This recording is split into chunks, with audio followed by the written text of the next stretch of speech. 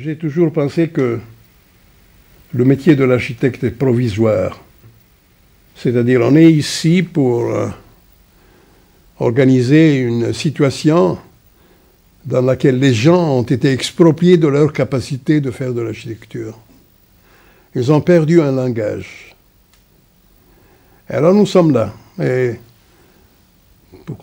pour faire ce qu'ils ne peuvent pas faire. Mais on peut leur en prendre à le refaire. C'est un langage. Pourquoi ne pourraient-ils pas le parler? Ils se sont toujours exprimés avec l'architecture, les gens. Dans mes expériences de participation, je pense que j'ai beaucoup donné, mais j'ai aussi beaucoup appris. J'ai beaucoup appris.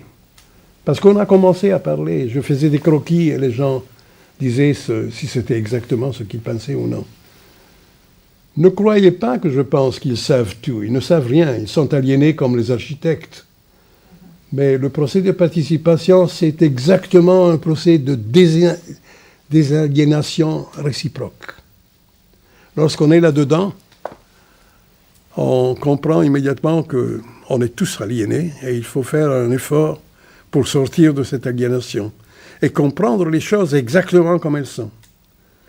Et faire de l'architecture qui vraiment correspond aux besoins, aux idéal, à ce que les gens s'attendent, à une idée de l'espace qui est complètement séparée de l'idée monétaire et marchande que normalement est pratiquée par les architectes et par tout le monde.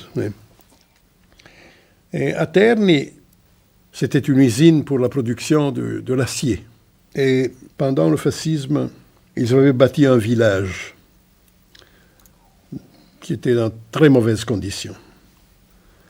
Et ils m'ont demandé, c'était le 68 ou 69, ils m'ont demandé de faire le projet pour la réhabilitation, le changement de ce village, pour donner un peu plus d'habitation aux travailleurs qui étaient augmentés.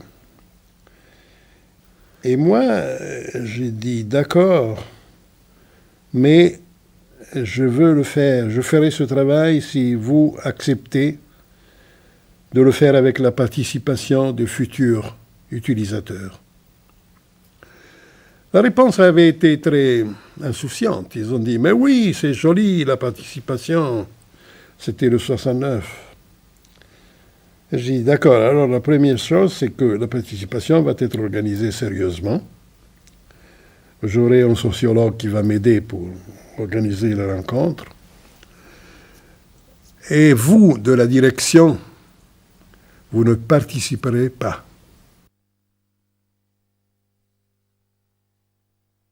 Pas seulement les ouvriers étaient invités, mais aussi leurs familles.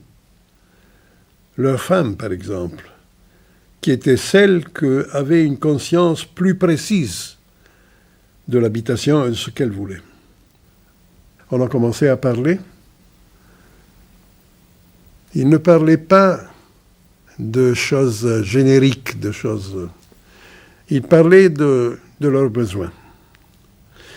De leurs besoins en rapport à l'espace. Ils parlaient des difficultés que normalement ils ont et qu'ils voudraient ne pas avoir. Et peu à peu, ils ont commencé à parler aussi de la qualité esthétique des choses. Ils étaient très modestes. Très souvent, j'ai dû le dire, mais pourquoi vous n'avez pas des ambitions plus grandes? Ils ont dit, parce que nous sommes habitués à ne pas les avoir.